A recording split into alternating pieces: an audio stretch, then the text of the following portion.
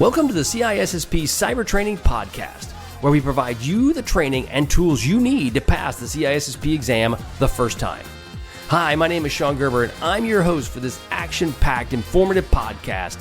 Join me each week as I provide the information you need to pass the CISSP exam and grow your cybersecurity knowledge. All right, let's get started. Okay, so let's get started, and we're going to be talking today at domain 6.5, and this is going to be associated around various assessments, tests, and audit strategies that are associated with the CISSP, and you can find within your any cybersecurity organization.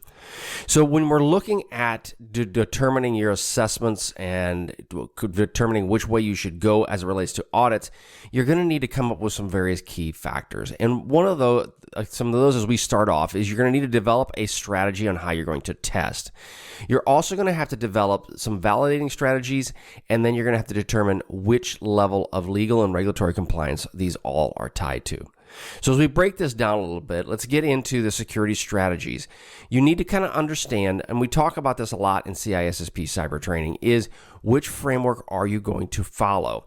You need to pick a framework. It's really important that you follow one. And the reason I say that is because in a previous life, I had a situation where we'd have frameworks that are part of 27001. We had some that were part of the NIST Cybersecurity Framework. And it was fine because all the framework does is give you guidance and direction which way to go. However, when I didn't just pick one and follow that one, then it made it very convoluted and a bit challenging when we're trying to talk with other third parties when they ask the question, which framework do you follow? And if I don't follow one, I follow a combination of 27001 and a combination of the cybersecurity framework and so on and so forth. That gets very convoluted. Very, very challenging. So therefore, you need to pick a standard that you are going to go by. And then you need to look at what are the appropriate assessment types that you're going to use towards that standard. Are you going to use internal audits? Are you going to bring in external audits? And when we talk about internal and external, the internal could be someone within your organization. It could be somebody outside of your organization. So if you have two companies and company A IT department is doing this assessment audit and you would like an assessment done, well, then you may pull in company B's IT team to do that audit or that assessment. So that's bringing in an outside audit. An external audit would be your big three, your Deloitte and Touche, your, I'm just drawing a blank, but there's basically three main companies that you will work with that can do these external audits. Now, I say that from a very large company that works with various audit firms. If you're a smaller company that you're going to work for when you first start off, you may not. You can still bring in smaller audit firms just to determine what is the legal requirements around that. And so when you determine those things and what is your overall plan around a assessment, is it going to be a technical vulnerability assessment versus just a paper audit? You'll have to figure that part out as well. The strategy should be robust enough to identify your potential vulnerabilities and bring it back to the standards that are associated with the 27001. So again, you use the 27001 as your North Star, as something you're going to guide to. If you do that, then when you do your assessments and your audits, they can then come back to this 27001 series.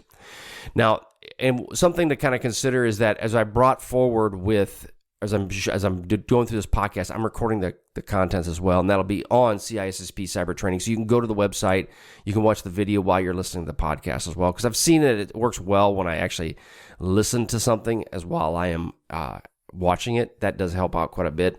But I put in there some use cases how does this work? Well, let's just say, for example, you're a multinational corporation and you have to do the testing on your global security strategy. You may have regular pen testing. Okay, you may have that for individuals. You may have employee phishing awareness assessments that you may do. So basically, you're going out and testing people. And then you make sure that these meet all of the international standards across all of your various companies. So you're going to do those things on a regular or routine basis. If you have some sort of regulatory requirement that forces you to do that every year, you would do that every year. But at a minimum, you need to have some of that defined for your company. Now, when you're looking to validate these various testing strategies, again, you have to tie them back to, are there any external regulations that are forcing you to do that? So you must remain aligned to that. I'll give you an example. So when we do testing within the European Union, there are various entities out there that require us to, as we go through the tests, to send them a report of how the test went. And that's very indicative and very consistent with what happens here in the United States, especially when you're dealing with small, I'll use credit unions as an example. If you're listening to this someplace outside of the United States, a credit union is a smaller bank, and it's a bank that actually it's defined by the shareholders, by individuals. As I deposit $10,000 into a bank account, then I become part of this overall bank ecosystem. And so therefore it's member owned. All the members own this small bank. Well, if I've done work with credit unions in the past, and the credit union, one, has to have this assessment done for its shareholders, for people like me, to say, hey, we've done this. We're watching what's going on. But they've also had to do it for regulators within the United States and give them an output of what this report is. So you're going to need to have that defined and decided upon within your organization, who's going to get the report, who's going to provide the report. Another key thing to think about as you're looking, and again, these things I'm telling you are covered in the CISSP. They're going to ask you questions. I'm giving you the mindset of a CISO so that when they ask you these specific questions, you can understand where they're coming from as it relates to the test question itself. But one of the other aspects is as you provide this information, you have to then work with your senior leaders to determine who's going to provide this information to the bank. As an example, I, as a security person, would not provide it. Our legal team would provide that information to the bank.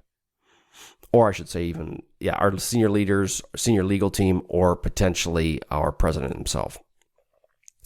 Legal and regulatory compliance, again, you want to stay in alliance with all of these regulatory compliance requirements. That includes GDPR, HIPAA, any other privacy requirement that you're seeing out there, you'll want to make sure you focus with it. Any other government requirement for critical infrastructure, you'll want to basically follow that as well. When I say critical infrastructure, let me give you just a spin on that one. So if you are a manufacturing facility and you deal with something, so let's say you're a refinery and they consider you critical infrastructure because you manage pipelines or something like that, then what may happen is you may have to go and do assessments and audits and give that information to that leadership to ensure that you are actually doing what you say you're supposed to be doing. So you're going to need to, there's a lot of people that are involved in this overall process, and therefore it's important that you understand what assessments need to be accomplished so that you meet these regulatory requirements that are out there. So now you're going to be conducting security control testing. What are these? So as you're looking to do vulnerability, one of the aspects you've got is vulnerability assessments, penetration testments, and then log review analysis. And then obviously you may end up doing some level of code testing on all of this. So this is the part that falls under the control or the security control testing that you're going to accomplish. Now you may want to try regularly scan your systems to find vulnerabilities. Now you may use a tool such as Nessus or Qualys or something along those lines to do a vulnerability assessment within your organization.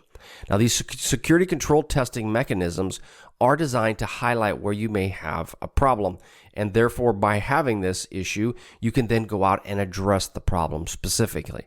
As an example, you run Qualys within your organization.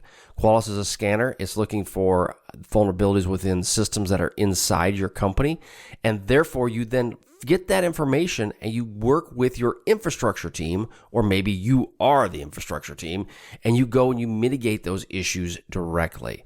Now, there also may be a time where you sit down and you go, you know what? I'm going to accept the risk of these vulnerabilities because, let's say, for example, you have systems that are very old and maybe a little bit antiquated, but they're critical to run your business. And you have a plan to remove and replace them, but it's going to be at period X. So once that happens, you may decide, you know what, we're just going to accept some of that risk for the next 4, 6, 12 months. But in the process of accepting that risk, you are also going to put in some mitigating controls to limit what actually happened. Now, when you're doing this process can be very time consuming. It also, when you do vulnerability scans, depending upon the type of equipment, I've done these in the past where it can be very disruptive to an organization, especially if this is doing what we call a deep scan of your network. Now, this, again, that's pretty dated. It's been a few years since I've done a vulnerability scan. So the tools out there today may be much better that don't cause those kinds of issues. But I will say, if you do vulnerability assessments against very sensitive systems, such as your process control environments, you may run into problems because they don't do well with scans, just bottom line. But you'll use this vulnerability assessment tool to scan your platform. And as an example, if you're a bank, you may do that for your online banking system. You may do external scans specifically for it because you don't want someone to take advantage of it. So therefore, you will do this looking for any potential out-of-date software, misconfigurations, anything else that could be exploited by attackers. The next thing you're going to we're going to talk about is a penetration testing. Now, the penetration testing, I did those as well, and that's what we basically are. You're trying to find one vulnerability to go into an environment. They call it, you'll see it on the CISSP, maybe potentially called a black box test. And you may be doing a black box test against maybe potentially new web applications or something that is out there on the internet and it's externally facing. This is where you're looking for, as an attacker, you're looking for one way into your organization. You're not looking for the plethora of them.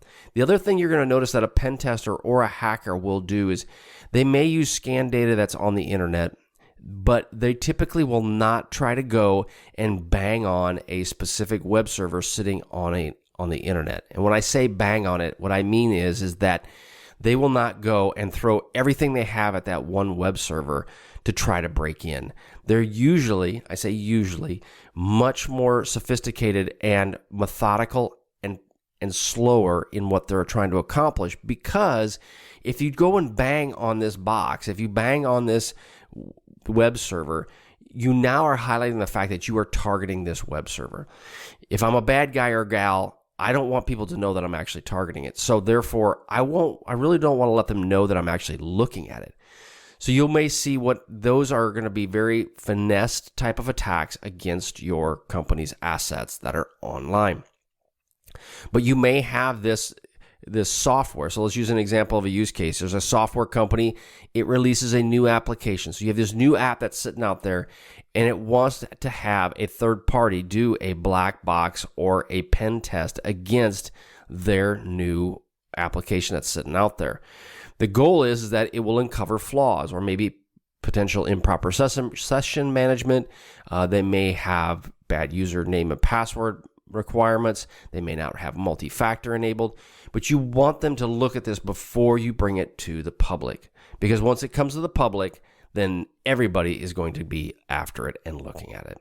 Now, granted, if it's on the internet, everybody's looking at it. But if you now highlight it and use it as something you want your people to look at, it will become a problem as well. Log reviews and analysis, you want to make sure that you do go through and have systematic reviews of your logs and to ensure that there's any signs of malicious activity. I've seen this time and again where in a previous life, we would go in and we would modify the logs a little to try to change them from what they look like.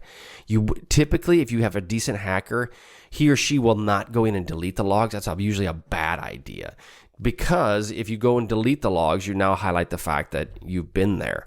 So they will go in, they may modify them, or their goal is that they also understand, most attackers, that people are not necessarily looking at the logs, and because they don't have some level of automation in place to help them.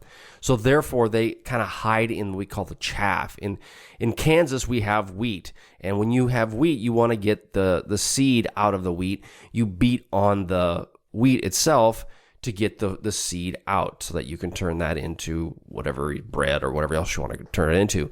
Well, what's left is the chaff. But there's all kinds of noise that's on within a business network. You want to hide in that noise. You want to hide in that chaff. And so therefore, that's what ends up happening. So you as a cybersecurity professional really need to have some level of log reviews that you can utilize to help you find out where is the attackers within your organization. Now, synthetic transactions and code testing. If you're doing some synthetic transactions, these are to simulate user interactions.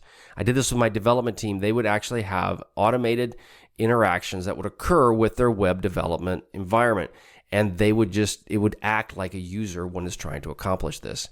You would also conduct code reviews and to find security vulnerabilities that may potentially be out there, such as maybe a SQL injection, maybe any sort of aspect that you may be looking for, cross-site scripting attacks. You're going to want to go through and have these simulations occur to ensure that you have the proper protections in place for your organization. So the use case that we've got is like an online retailer uses a synthetic transaction to test its website checkout process. Now, if you're doing website checkout, if you're using some sort of online checkout for your website, I highly recommend bringing in and integrating a third party to do this for you. When you try to do it yourself, your development team, there are people that are very good at creating these kind of plugins for your websites. I would highly recommend that you have third parties that will provide you those plugins so that you can be successful. If you have your development team do it, they may or may not be successful. And now you could open up your company to a lot of risk. But your ultimate goal is that you want to ensure that your product team, that your teams are actually doing the right thing when it comes to these transactions. So as they're going through the secure checkout process, you want to make sure that the team is doing this and they don't have the ability to have input flaws where they could then do a SQL injection into your code. And a SQL injection basically is a line of code that's added to your input lines, which then that goes in and will either be able to pull data out, through using a script. It'll be able to pull the data out of the SQL process, or it will make it burp and give information to you. So you're going to want to go through that overall transaction process if you're dealing with a web application. Now we're going to get into collecting your secure process data and how does this specifically work. Now we're going to talk about some key points of account management audits, management reviews, process reviews, and compliance with in the agreements that go with that. So when we're collecting the security data that's out there, you want to make sure that you are creating and maintaining your deleting and your user accounts. You want to make sure that any user account that you have a process, a management of change process, so that as a new user is created, they are then removed when they are no longer needed. See this over and over again. And now this is becoming a much bigger problem with the cloud in that when users are created, they are never removed. And bad guys know this. And these people are then leveraging this capability where you created a IAM or a rule, an account within a cloud, that this account has certain level of privileges that it's allowed to do, and it doesn't get removed. And then therefore, which is bad, right? But if it's internal to your cloud, if it's internal to your network, that's bad. But in many cases, they will allow some level of, because it's in the cloud, it's in somebody else's data center, whether it's Google, Amazon, whoever, it could potentially be accessible by the internet. And if that's the case, you now are increasing your risk substantially. So what does this look like when we're dealing with a management audit? So we'll go in the case of a university. It will conduct a regular audit of its account management process. So if you're in a university, you're checking your students, your staff, do they have granted access to only the necessary resources that they should have? When I was acting as a professor at a local college, they would do that with my account. They had routine rotations of credentials. They required multi-factor. And that's a really big thing, I think, especially as you're dealing with your student body that is coming and going, as well as the leadership within that company as well. Because teachers will come and go. I was there for 2 years and then I left. So you can only assume that teachers will come and will go as well. Now, management reviews. What are some management reviews what does that actually mean? Well, so I go through this process, but you're going to want someone that understands your overall security policies and that will follow through to ensure that they are being followed by the staff or by the people that they are going against. So if I have a security policy within my company around password management, I want to make sure that I'm reviewing the policy and I'm reviewing these logs to ensure that people are actually doing what they're supposed to be doing. So you could have a semi-annual management review where all departments must adhere to your company's security policy. And you're then going through and double checking to ensure that they are doing that. And then on top of that, you may provide them some level of security training followed by the overall requirement that they have to do. So it's important that you have the policy set, you provide the policy to the people, you then go through and you enforce the policy by maybe by tools that you have in place, and then you follow that back up, and then you have training for the policy, and then you follow that back up at the end and verify people are actually doing what they're supposed to be doing. Now we're dealing with process reviews. This is one thing you may see within the CISSP is you may conduct interviews or walkthroughs to assess the processes and understand if they're being implemented. One aspect, it may not be a physical interview, but let's say you require that all screens be locked upon when you're done in that room. You may walk around looking for specifically screens that have been locked, that if people are away from their computer, did they lock their screen? You may be looking for, maybe you have a shred policy where all documents must be shredded using, I highly recommend a crosscut shredder, not a strip shredder. Reason is I have put lots of strip together to make lots of documents. Yes, I've sat in hotel rooms listening to lots of music, putting together strips and strips and strips of paper. You got to use crosscut. Crosscut makes it wonderful, and it's also great bedding for hamsters. Okay, but sorry to digress. The point, though, is that you're going to want to go through, you can actually go through and make sure that there's no documents that are sitting on the printers, that the shred bins are empty, that you have gone through and you have cross-cut shredders. You can do walkarounds on these cases as well, and then highlight problems that you're potentially seeing. So I've seen this time and again when you'll go to a printer. Many times people that use printers, they're not used as much anymore, but people that do use them don't have a key lockout where you have to add in a pin to get the information out. And you'll see many times that you can go just hit print on the printer and it will burp out all kinds of files that maybe are waiting in the queue to be printed. So that's another way that you could do that when you're doing your walkarounds.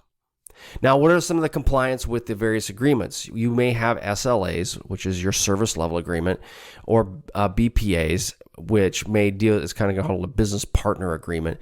You may have these in place with various third parties to meet some level of security standard. Now, when you're doing this, say, for example, you have a third party that comes in that routinely works within your manufacturing facilities, and say you're a tractor, you make tractor parts. You have a third party that comes in and they help you make these tractor parts. They provide the boxes, the chip, they're the chip manufacturer, or whatever that is for this organization. You may have this third party come in and you may do reviews and look at what is the agreement that these folks have with you. Now, what kind of agreement could that be? It could be data sharing agreements, like they're sharing data with me because I'm a tractor manufacturer. It could be they support me from a third party in the remote management of my process. What does that SLA look like? And so you would need to go through and ensure that these SLAs are fine and are being followed. So one example might be, let's use the remote access one, where you are allowing a third-party remote access into your environment. If you're allowing them to have access into your environment, do they have the proper software they're using? Do they have encryption in place? Are they utilizing the right security tools to allow access into their networks? So there's lots of opportunities there within the SLA aspect. So now we're going to get into, you're going to analyze your test output and you're going to generate reports. Now, when you generate reports, you're going to look at the overall test results and then come up with what does this look like. And then you're going to have those findings, those report findings, and you're going to provide those to whomever may need them within your organization, and you're going to ensure that they are accurate. So when it comes to doing your analysis of these test results, you're going to look for potential, let's say, example of weak passwords. And are these weak passwords being used across multiple systems? I see this time and again that you may have weak passwords on your overall workstations, but they may utilize a multi-factor authentication to help minimize or reduce that risk. When it comes to using other products that are out there, when you're talking to passwords that are associated with servers or service accounts, you may want to run different types of tools to help you with that. You also may want to incorporate tools such as a security information and event management, or SIEM, tool to make sure that it is looking for these various flaws that you may have within your environment.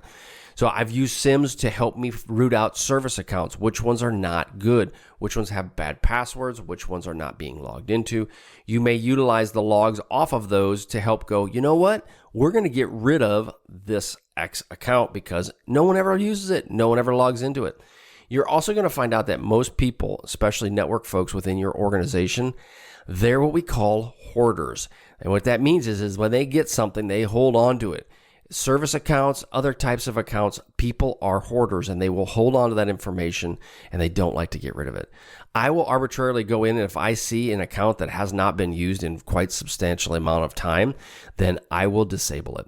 And then I have a plan set up so once it's disabled, it will then be deleted because I don't want spare accounts just floating around within my environment. Now, once you get a report, you're going to have this report and you're going to provide this report to somebody, right? It could be to auditors. It could be internal or external auditors. It could be your senior leaders. It could be your compliance and ethics folks. It could be your CIO. But you want to have this report available to provide to them. Here's the other thing with reports you need to keep in mind, and this isn't necessarily a CISSP thing. This is a cybersecurity mentoring thing, is keep them simple. Be brief, be brilliant, be gone. You want to have them simple. Simple enough that it provides the information, but not too simple where they're asking lots and lots of questions. You can do that in many different ways, but I'm offering up some consulting for individuals and cybersecurity mentorship. You get with me, we'll get you some worked up with some time on that, and I can help you walk you through from a CISO's perspective what you should do to help protect your company and ways that you can also meet with your board and so forth and around those types of items. But you want to be able to provide those types of report findings to individuals. And this typically can go to the board of directors as well. I've been in front of many boards talking about the various risks that they have. One thing you're going to have to do from a mentorship standpoint is break it down in a way that they can understand it. They're very intelligent people that are on these boards, but they're not necessarily intelligent on cybersecurity. Just like you may or may not be intelligent on the inner workings of a business, the profit and loss margins, they use all kinds of terms like NIAT, you name it. You may not be up on that, so therefore they may have to educate you. But when it comes to cybersecurity, you are the expert. You need to educate them in a way that they can understand it and they can digest it and internalize it. Then once you get all that information, you get that report, you want to integrate that and validate it within your company. So you want to look at different ways to validate the accuracy and the comprehensive view around your overall security posture. This typically comes around having, after you have an assessments, penetration tests, and code reviews, you then want to take this information you've learned and internalize it within your company. As an example, I used to have my developers, I would do, about every 2 weeks, we would go through and we would meet and I would go through a security question with them, something to get their minds thinking. I would provide them documentation on what should they be looking at from a security perspective. One thing I saw recently that was really cool was pipelines within AWS and how you can utilize credential and secret storage. I heard of it, but I didn't really understand it. So I had someone kind of walk me through it. Makes a lot of sense. Super cool, super helpful. But I will say that my knowledge, what limited that is in development, was extremely valuable when I talked with my AWS guy who understood this information. So I could actually get what he was doing and the importance of it. Now you want to conduct or facilitate a security audit. Now there's various pieces that go into this security audit. You're dealing with planning, obviously, and management, execution of the audit, and then your audit reporting piece of this. And then lastly, your follow-up and what are you going to do around it. So when you're dealing with planning and management, again, you want to define the scope. The one challenge you're going to run into when you're dealing with audits and assessments is the scope creep. And what does that scope creep mean? It means you start with one initial scope, and next thing you know, somebody adds something else on, and then something else gets added on. And before you are done with your assessment, you have this very large, voluminous assessment that is beyond the initial scope, the initial criteria in which you decided to do this. So you really want to watch what that is. You also want to make sure that the methodology and the objectives are well defined for all parties. You don't want your assessment folks going off and assessing areas that aren't as valuable to you, because especially if you're bringing in a third party, that's costing you money. You don't want them to be chasing rabbits that you don't want them chasing.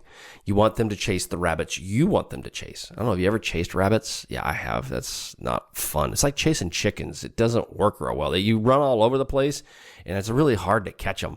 So yeah, chasing rabbits is not an easy endeavor. So anyway, sorry to digress. Yes, my ADD brain kicked in there. But one of the use cases that comes in is if financial institution may be preparing for an upcoming audit. What is they going to do? They have to have this audit plan is done and reviewed, and it needs to be reviewed by everybody involved. So that way, when the report is provided to the regulators, that which be under SOX or GLBA, you then have it's been understood by all parties. And then when you give it to the regulators, they understand exactly what you're providing to them as well. Then you execute on the audit, right? So this is the part where you actually pull the trigger on it and you are sampling, observing. You may be doing different types of things with it. I will tell you this, from a security standpoint, the audits that I have accomplished have been very narrow in focus. They've been very targeted because I don't have the resources to do them on a large scale. When they're on a larger scale, then I will bring in a third party because they have the resources, the manpower to be able to do that for me. Now, that does cost money. A typical audit can cost in the upwards of $50,000 to $100,000, just depending upon the size and scope of it. But you may have to do that. So let's say, for example, you are a credit card company, or you take credit cards for your organization. And in the process of taking credit cards for your company, they want you to do an audit. Now, depending on the tiers, we'll talk about PCI DSS. They have various tiers in which you have to provide information to the credit card agencies. If you're a small mom and pop, they just want you to follow the guidelines they have, the network guidelines. You have a router, is it segregated, so on and so on and so forth. As long as you follow that and you don't have any issues with your credit card, they'll let you have the credit card. You get into be a bigger company that is, let's say, Stripe or Square or somebody like that. They're going to have routine audits that they have to provide, and then they have to report these audits to the credit card bureaus to ensure that it allows them to maintain that ability to process credit cards. So you may have to provide those PCI DSS standards to that company. So again, defining the scope. What is the scope of these audits? You may have multiple audits in 1 year. If you are a financial institution, especially one that's accepting credit cards, you may be audited on a quarterly basis or at least every 6 months, depending upon what is a requirement for the organizations you are working with. Now, once you get the report, you then provide these detailed findings, recommendations, and management for your stakeholders. It's important that you have all that available. When you're dealing with healthcare specifically, you will have to provide that information to parties that are interested in how you're protecting this sensitive data. This would, in the case of medical, like I just mentioned, it would be meeting the HIPAA requirements. So if you get a question on your CISSP, it's asking about medical, first thing you should focus on is HIPAA. Now, again, that doesn't mean it's going to be the answer is HIPAA, but you need to then get the mindset that if it's financial, it's SOX, maybe Grand Leach, Bliley, GLBA, or if it's medical, it's HIPAA. And so it's important for you to know these different regulations that are out there and more or less the focus area of them.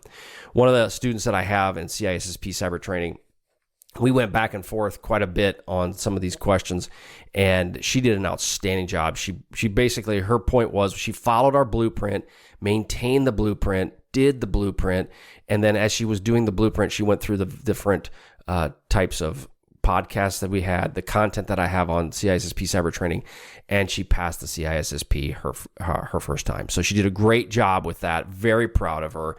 And again, though, it comes down to she followed the plan. If you follow the plan, you will pass the CISSP.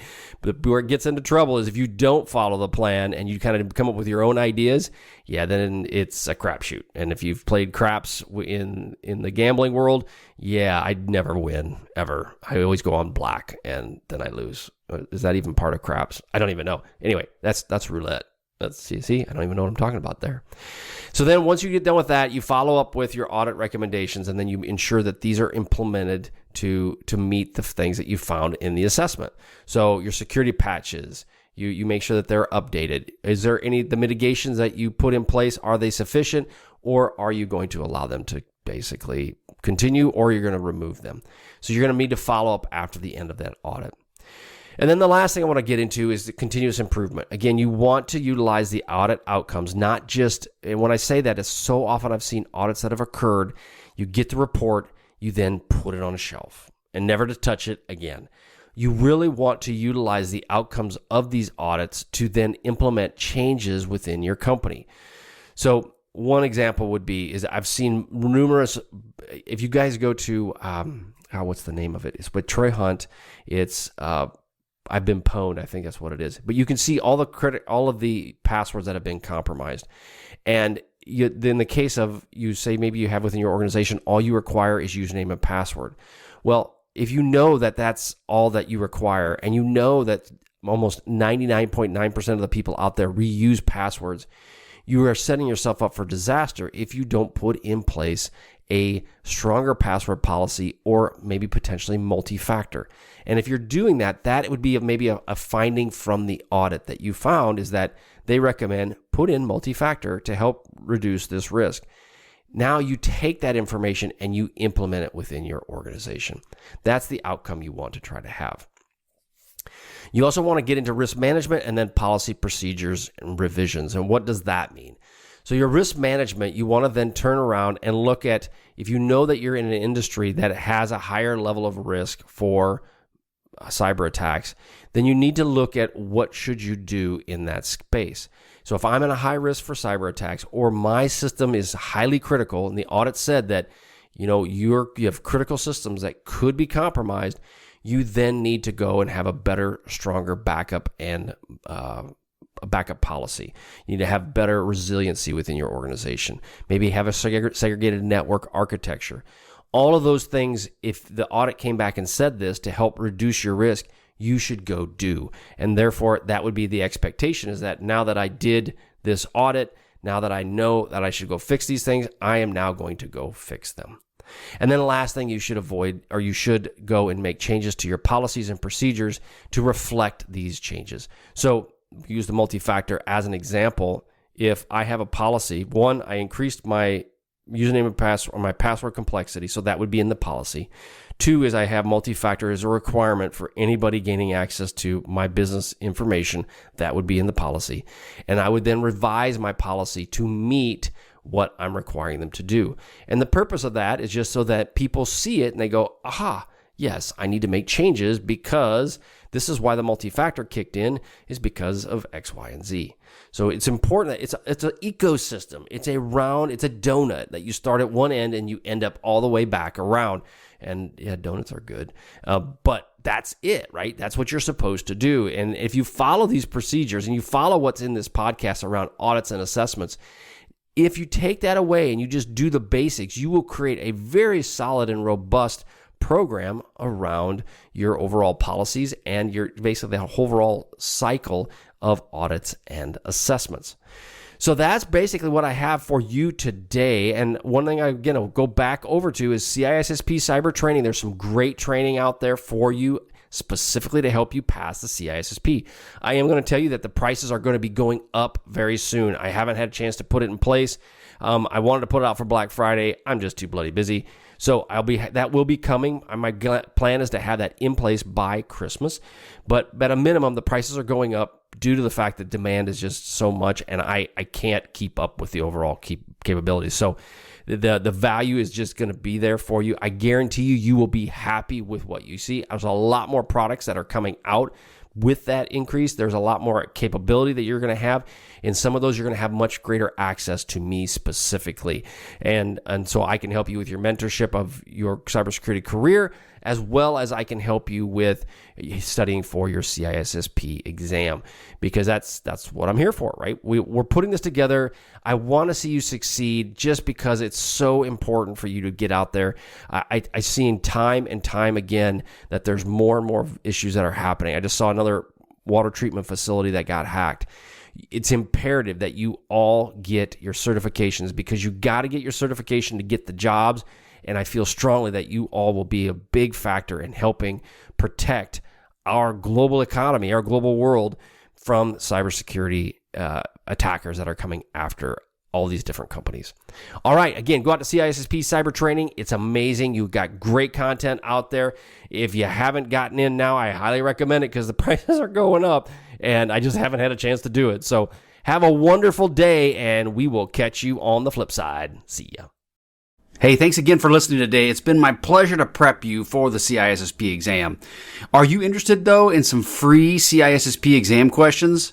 Head on over to freecisspquestions.com and sign up to join my email list, and you'll receive access for 60 free CISSP questions each and every month for the next 6 months. That's a total of 360 questions just for signing up with CISSP Cyber Training. You'll also gain access to other free CISSP resources, so just head on over to freecisspquestions.com and sign up, or head on over to CISSPcybertraining.com and sign up today. Have a wonderful day, and we will catch you on the flip side. See ya.